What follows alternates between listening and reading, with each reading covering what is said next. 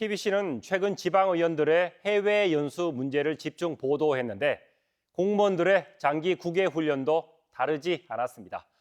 대구시의 5년간 국외 훈련 자료를 분석했더니 해외에서 2년 가까이 특정 분야를 공부하고 귀국한 뒤에는 전혀 관련 없는 부서로 배치되는 일이 되풀이되고 있습니다. 집중 취재 티타임 안상혁 기자입니다.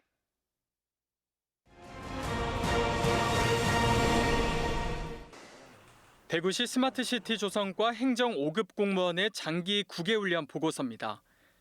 이 공무원은 2018년 미국으로 직무훈련을 다녀왔습니다.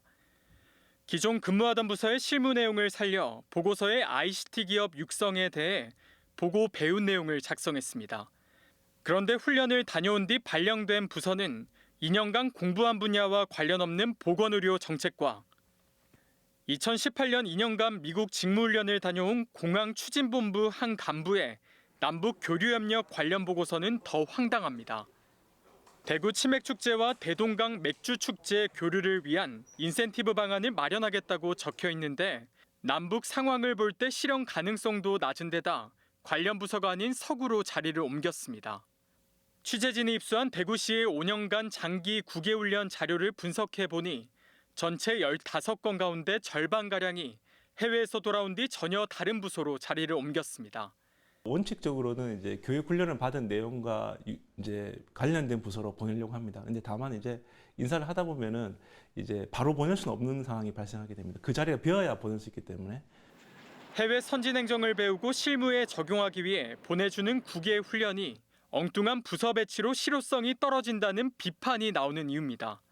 장기 국외 훈련이라는 게 정말 전문성을 위해서 필요한 거라면 당연히 거기 갔다 온 사람들은 그 분야에 배치가 돼야 되는 건데 그렇게 하지 않는다는 것 자체가 사실은 이 제도가 지방자치 영역에서의 어떤 전문성을 축적하는 용도가 아니라고 봐야 되는 거죠. 업무 연관성도 거의 없는 데다 한 명당 많게는 1억 원 넘는 혈세가 투입되지만 선발 과정이 허술하기 때문입니다. 행정부 시장이 위원장으로 선임돼 국장급 이상 공무원이 심사하고 외부 전문위원은 단 한 명도 없습니다. 이렇다 보니 장기훈련을 다녀온 뒤 제출한 보고서도 부실합니다.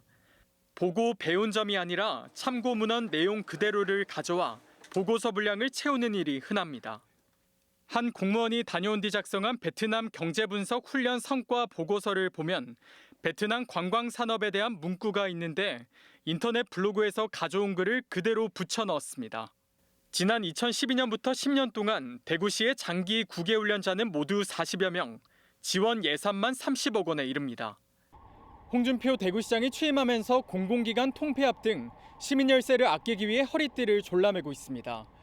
본래 취지를 살리지 못하는 실효성 떨어진 장기 국외훈련으로 행정력은 물론 소중한 예산까지 낭비하는 사태를 막기 위한 대책도 필요해 보입니다.